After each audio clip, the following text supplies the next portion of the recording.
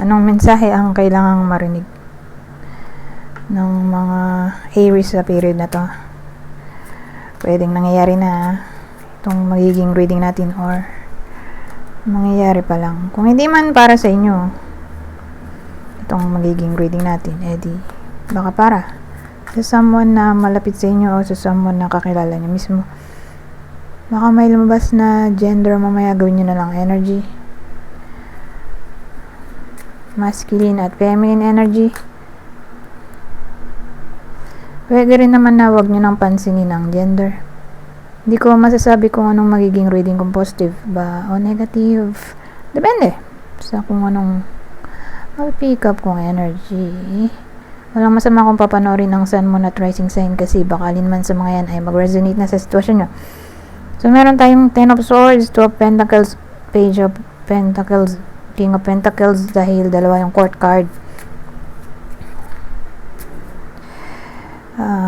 Clarify na natin yan. Tao ulit.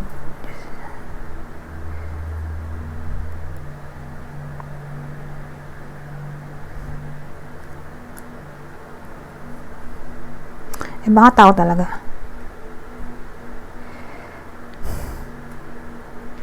Balikan ko na lang mamaya pag di ko talaga maintindihan. Dito muna tayo sa Ten of Swords. Ano ba yun? Ten of Swords.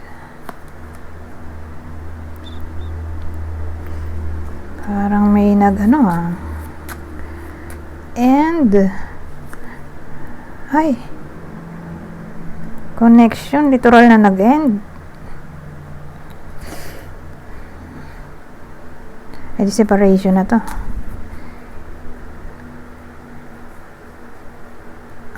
So whether nangyayari na to or mangyayari pa lang, love reading tayo. More like may separation na nangyayari dito or mangyayari pa nga lang. Ano yung Two of Pentacles?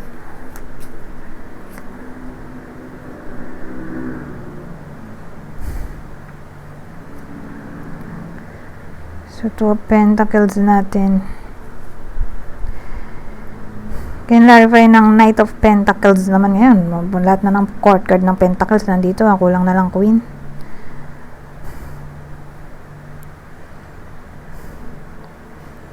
So, ang bida natin ay lalaki. Pwede rin babae kung extrovert siya. Kunin nyo lang yung clue na sa tingin nyo ay fit sa sitwasyon nyo para malaman nyo kung para sa inyo ba yung reading o hindi, or para sa anak nyo, person nyo or kakilala nyo. Doon kayo magbase sa clue, ha? So, lalaki, diba? Pwede rin babae kung extrovert. May anak, kasal, mayaman, kung di mayaman, may kaya. Kung di mayaman, kung di mayaman, may business. Kung walang business, may kaya. Okay? Pwede rin may trabaho. Yung tao dito. May trabaho.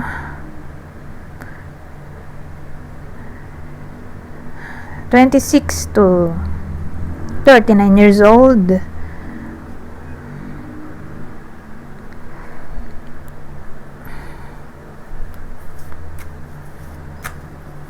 Ayan. Nagano siya dito eh. Nagja-juggle. Ano yung ginajuggle niya? Sabagay, single naman siya ngayon. Kasi separation reading na to. Or baka ito yung reason bakit separated.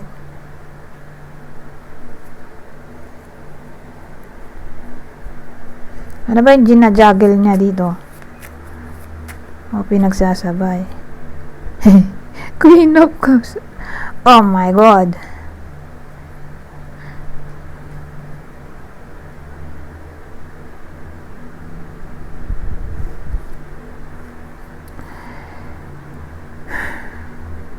Ito yung other woman niya. Kasi kung ito yung original niya, para sila pentacles kaya lang iba sila ng suit. So more like karon siya ng someone else.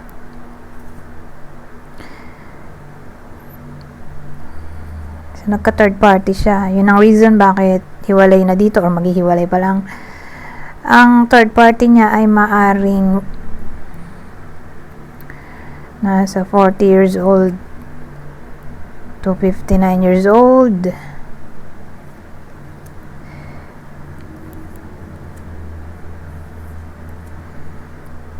Walang anak. Walang anak to.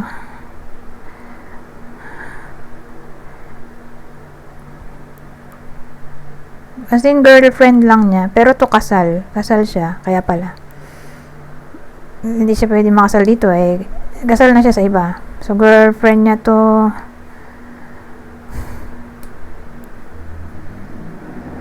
Wala silang anak. So, again, yung pinagsabay dito ay babae. Pero yung original niya, saka siya hiwalay na. O maghiwalay pa lang. So again, anong cause ng hiwalayan? Third party. Ang third party ay walang anak. Wala silang anak. O wala siyang anak kahit kanino.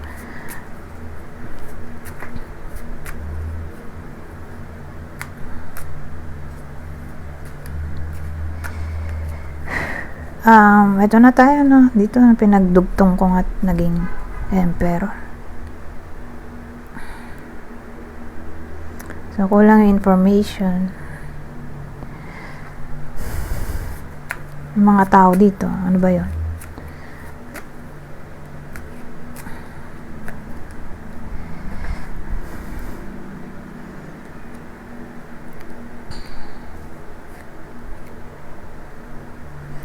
Yung mga tao sa paligid nagkukos ng pain sa bida natin kasi sila rin mismo ay disapprove sa ginawa niya.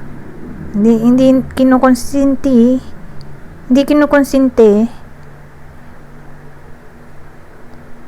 ng mga tao sa paligid niya itong ginawa niyang kalokohan. Lalo na siguro ng tatay niya.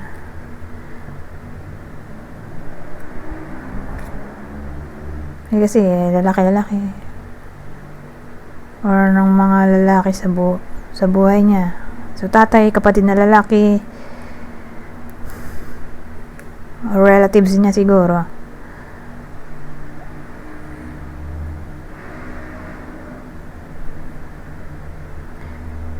Ayun. Disapprove yung pamilya mismo ng lalaki dito sa kabit niya. Kasi more like naghiwalay sila ng original at ang karelasyon niya ngayon ay itong bago. Itong mga nasa paligid niya probably kapamilya niya. Or basta nasa paligid niya in general, kapitbahay, ka-workmate. Disapprove sa relasyon niya dito sa kabit niya nga.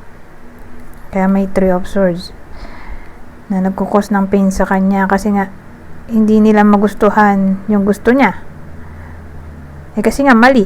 Kaya hindi kinukonsente dito ng mga tao sa paligid niya yung ginawa niyang kalokohan. So again, nagkukos ng pain sa kanya na parang hindi tanggap ng pamilya niya tong bago niya. Or ng mga tao sa paligid niya, like friends. Kasi nga mali. Ngayon,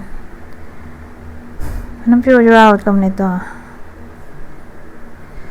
Daming cards. Kung makalituan na tayo.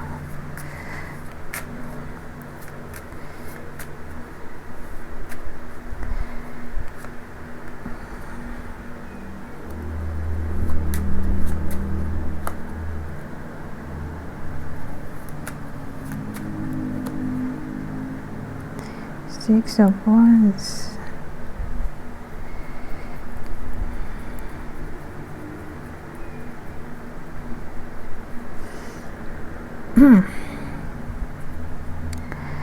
Well, meron tayong Temperance, Temperance, Judgment, Six of Wands.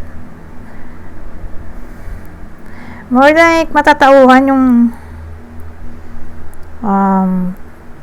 yung bida natin dito sa kwento. So, yung bida nga ay yung yung nag-cheat. Grabe, yung bida pa yung nag-cheat. Siya yung naging kwento dito. Ang mangyayari kasi matatauhan siya. Ngayon, more like i-break niya tong bago niya. Babalik siya dun sa original niya. And andun yung temperance judgment wands, 6 of wands. More like gagawin niya ang sa tingin niya ang tama kasi nga may ma-realize siya dito sa judgment. Kaya ayun, makikipagbati siya doon sa original niya. Ganun dating. So siguro ma-recognize din niya yung effort na ginagawa ng mga tao sa paligid niya para maliwanagan ng isip niya na mali na pumatol siya dito sa Cavite. Kasal pa naman siya or may anak. Kasi ang dating disapprove nga yung mga tao sa paligid niya. So, ang dating tinatry ng mga tao sa paligid niya na i-counsel siya para matauhan siya. So, more like ma-recognize naman nito, ma-recognize nung dalaking to yung effort na ginagawa ng mga tao sa paligid niya, kaya ma-realize niya na balikan na lang yung asawa niya kung may anak sila, or yung kasal kasi sila yung asawa niya at anak kung may anak or asawa lang, kasi malaki chance may asawa to, may anak or kasal. Nakatali na to, pentacles tali na siya sa iba. So again, more like iwalayan niya tong bago. Babalik siya sa original. Matatauhan siya dito sa judgment.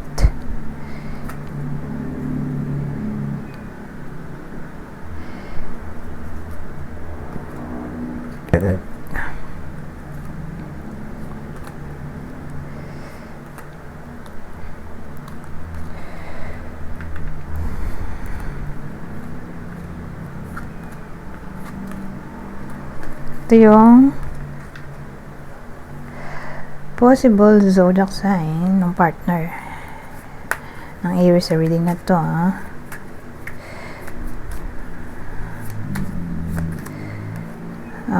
Cancer. Naging tatlo to. Cancer, Taurus, Sagittarius ulit. Specifically Sagittarius, umulit to Sagittarius. So, Cancer, Taurus, Sagittarius.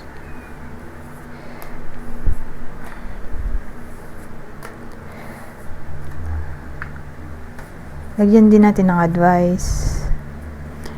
So, basahin ko na lang tong advice na to para mabilis. Dali lang na maintindihin. Kunin nyo lang yung mensahe na sa tingin nyo ay fit sa sitwasyon nyo or sa kakilala nyo. Kung sa tingin tumatama to sa kakilala nyo. Ayaw nga pala yung kakilala. Nakalimutan ko yung zodiac sign. Ito yung possible zodiac sign ng kakilala. Kung di man para sa inyo yung reading. Libra. Ano ba ito? Jupiter. Sagittarius. Pisces. Scorpio. Ito na yung advice.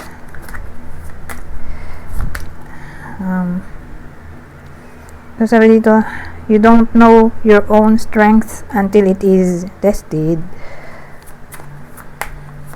Ito.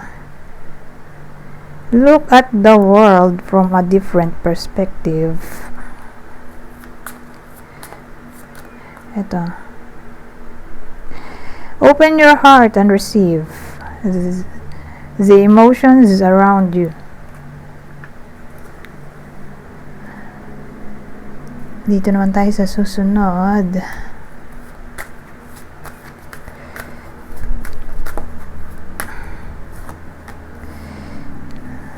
Ayan.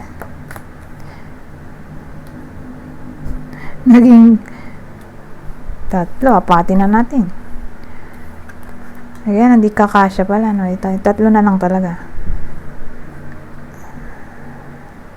Tingnan natin kung kakasya. Wag na. Kaya na lang. 3. Ang laki kasi. Na-stress ako. Ang laki. Kaya lang, kailangan gamitin or else, sayang naman yung pera ko. Hindi siya magagamit. So, sabi dito, the lady of the gift. Ito na lang pala, babasahin ko para mabilis. Generosity, receiving, withholding, discipline, armor, boundaries, authentic, purpose, inspiration, free will. Ano yun? Ano bang tinutukoy dito?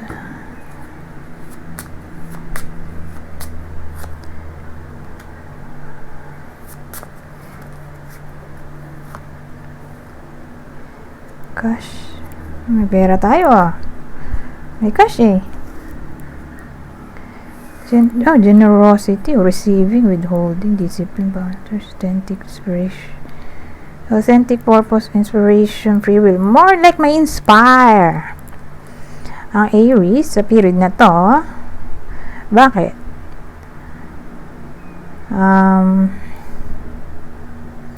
Surprise siya dito kasi may magbibigay ng pera sa kanya, kaya lang kailangan niyang protektahan or i-save or else baka masayang. Siguro dahil masyado siyang generous or magastos niya sa luho. Kaya may discipline doon boundaries, withholding. Na para bang kung sakali nga mangyari to, na ma-surprise ang iba sa inyo at magkapera, surprise to pera, may inspire dito dahil sa pera. Kasi nga unexpected money or who knows, baka naman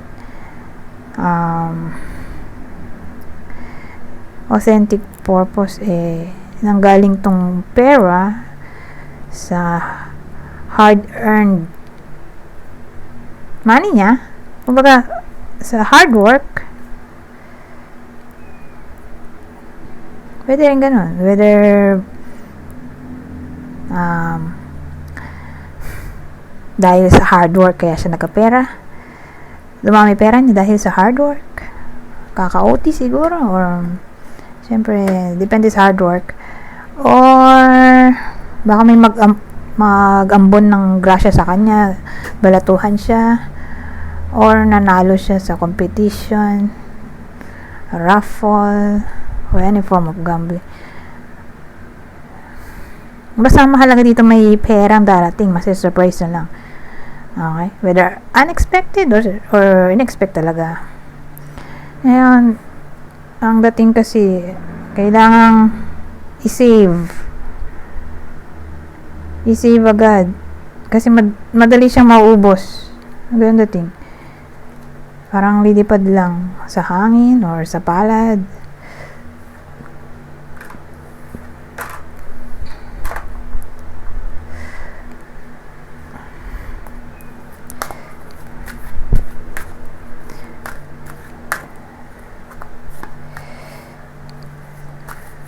So, yun. Advice doon, itago agad or i-save na sa bangko para hindi na magalaw.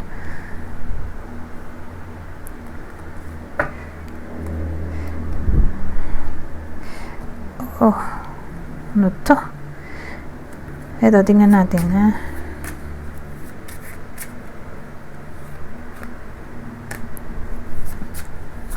Ano to? Oh,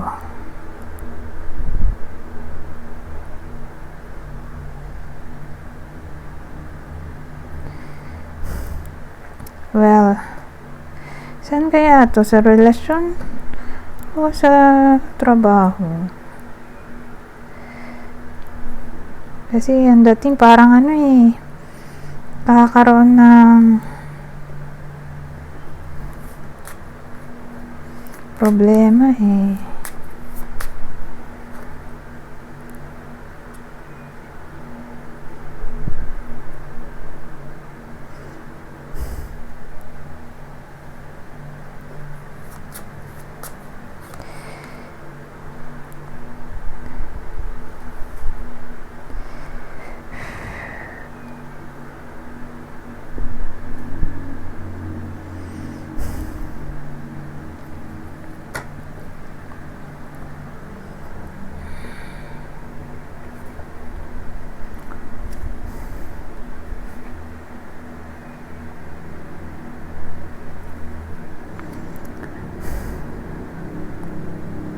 Ang dating kasi may possibility dito ng indecision, doubt, confusion. So inisip ko, saan nanggaling yun? Relasyon ba? O career? More like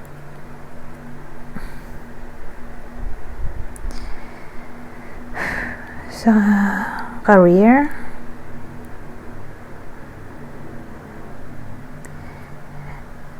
Parang may too good to be true na job opportunity o job offer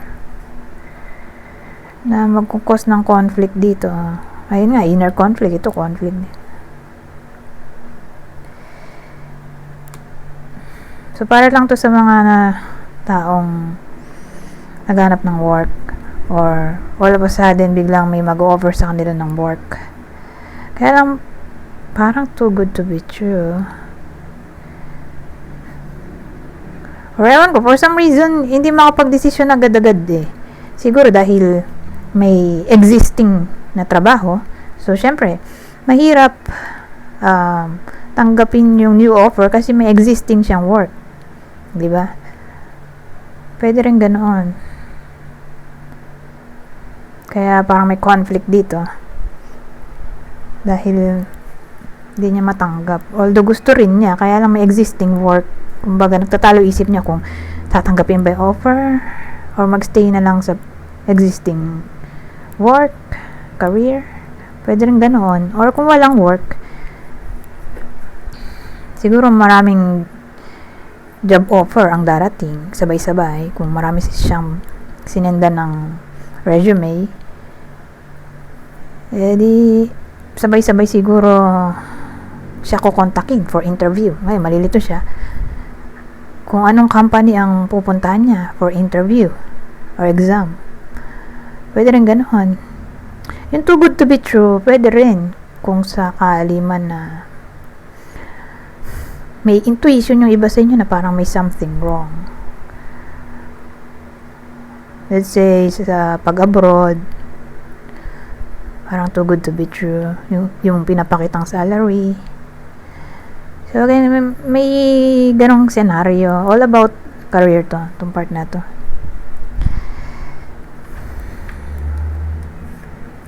So, para lang yan sa mga may trabaho or naghanap ng trabaho or kung wala talagang work, edi sa anak, asawa, or anyone na malapit sa inyo na naghahanap ng work or may work. Ngayon, dito tayo mag-end. Babasahin ko na lang tong part na to. Kunin nyo lang yung mensahe na sa tingin nyo, fit sa sitwasyon nyo. General advice at prediction na to. Sa period na to. Pero more like tungkol to sa love, nakita nyo naman, heart. May dove pa doon. Advice sa love. Or in general. Obstacles. Look for ways around the obstacles to find happiness. Ano kaya kung ilagay ko na lang dito para mabilis.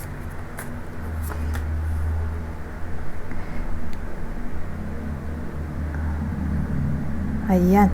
Di ba? Bakit nang kita? Even when you feel lost, there is always a way through the labyrinth. At ang uli,